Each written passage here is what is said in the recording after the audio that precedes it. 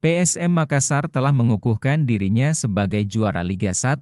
Setelah penantian selama 23 tahun, kepastian itu didapat setelah mereka berhasil mengalahkan Madura United dengan skor 3-1. PSM juara dengan perolehan 72 poin. Madura United, Enzo Nambu, klip effort tadi, gol yang begitu sensasi. Persija Jakarta berhasil mengalahkan Persib Bandung di Stadion Patriot Bekasi. Gol dari Rico Simanjuntak dan Michael Kermencik membuat laga berkesudahan dengan skor 2-0. Rico! Gol!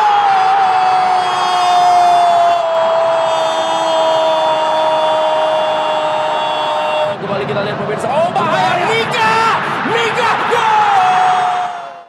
Dari pekan tunda Liga 1, Bali United sukses menghajar Arema FC. Duel ini berlangsung dengan sengit dan intens. Cukup banyak peluang tercipta, plus ada juga satu kartu merah. Di awal-awal babak pertama, Arema FC mendapat peluang lebih dahulu. Pada menit kelima, gawang Bali United mendapat ancaman dari situasi tendangan bebas. Namun peluang itu masih bisa dimentahkan Ridho. Simak highlight pertandingan Liga 1, selengkapnya di channel Siaran Bola.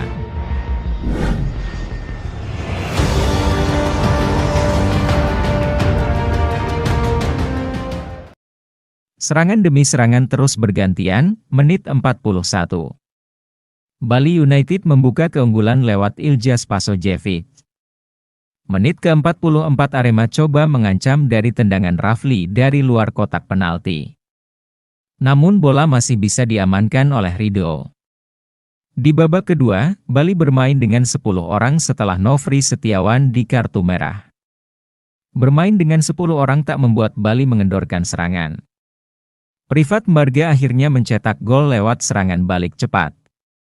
Skor berubah menjadi 2-0. Pas Privat Mbarga dalam kotak penalti dan Privat!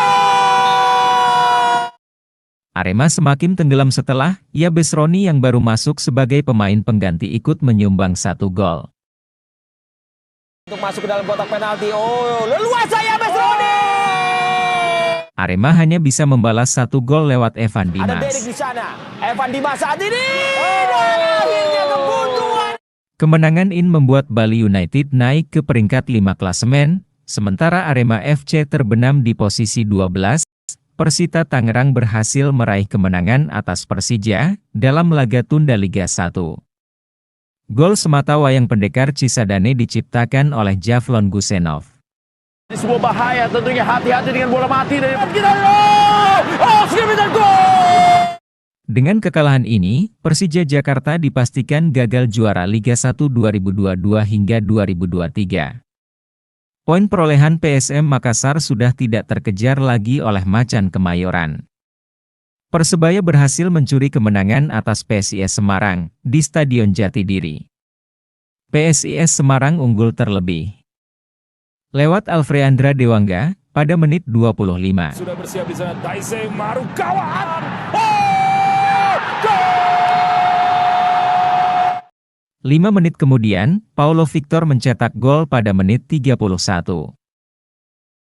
Alta bala, Victor!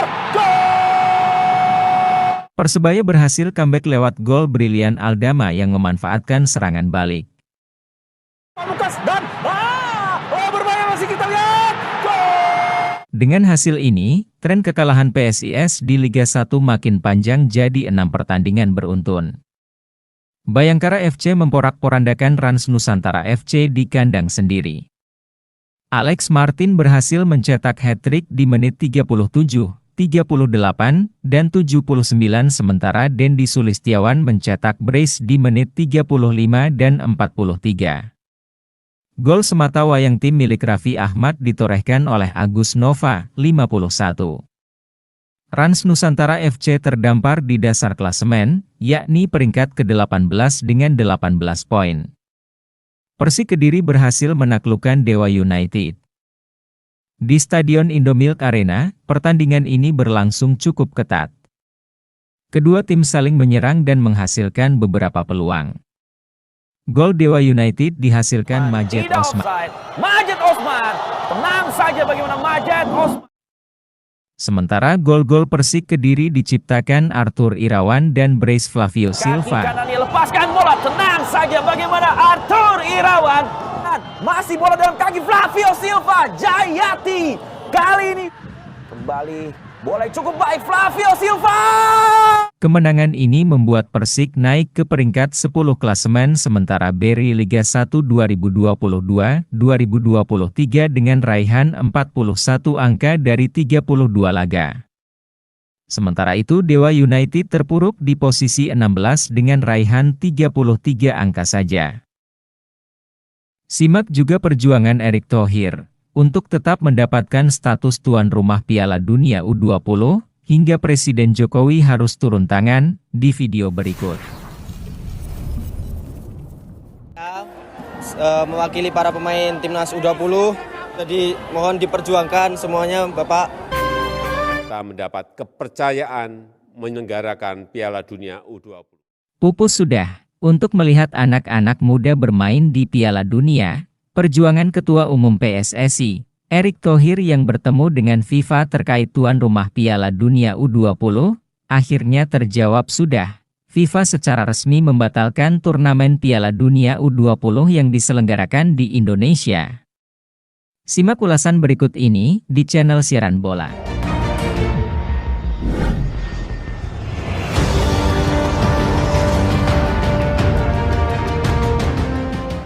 Kita lihat yang jauh, kita lihat.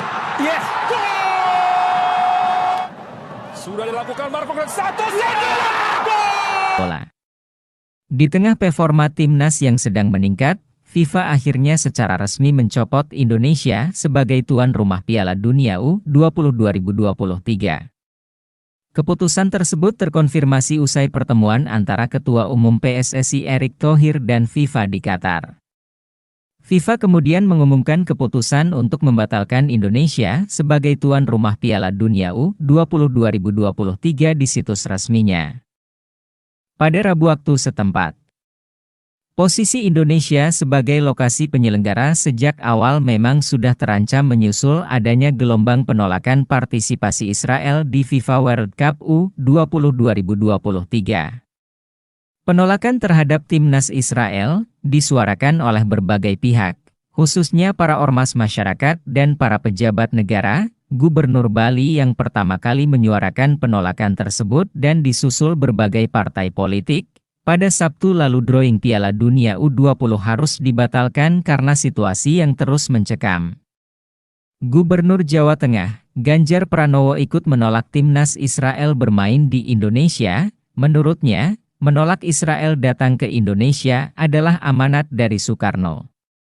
Buntut dari pembatalan tersebut mengundang berbagai reaksi dari publik Indonesia termasuk para warganet.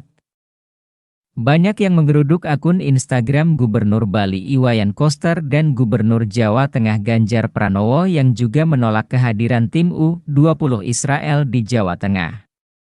FIFA sejauh ini tidak menjelaskan alasan pembatalan tersebut, tapi penolakan dari Gubernur Bali, Iwayan Koster, terhadap kehadiran Israel diduga menjadi pemicunya. Sementara itu, Ketua Umum PSSI, Erick Thohir mengaku sudah berjuang maksimal agar Indonesia tidak dicoret sebagai tuan rumah Piala Dunia U20 2023.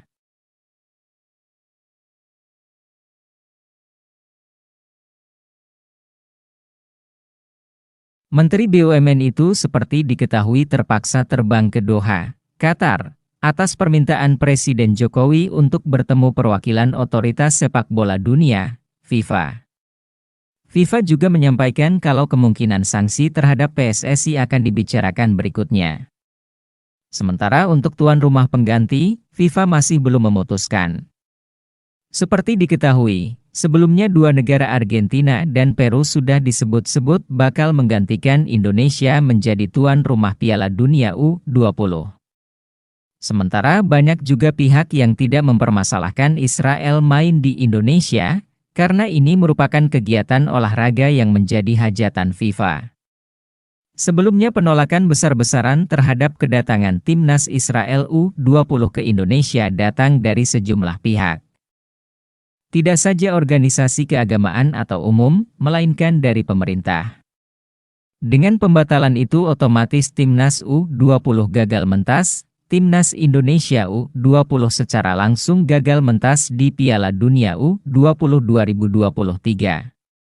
Pasalnya, timnas Indonesia U20 sendiri lolos ke Piala Dunia U20 2023 dengan status tuan rumah pada babak kualifikasi yang berlangsung bersamaan dengan Piala Asia U20 2023. Timnas Indonesia U20 gagal tembus 4 besar. Sekadar diketahui, untuk wakil AFC Asia yang mentas di Piala Dunia U20 2023 diambil dari 4 tim yang berhasil lolos ke semifinal Piala Asia U20 2023.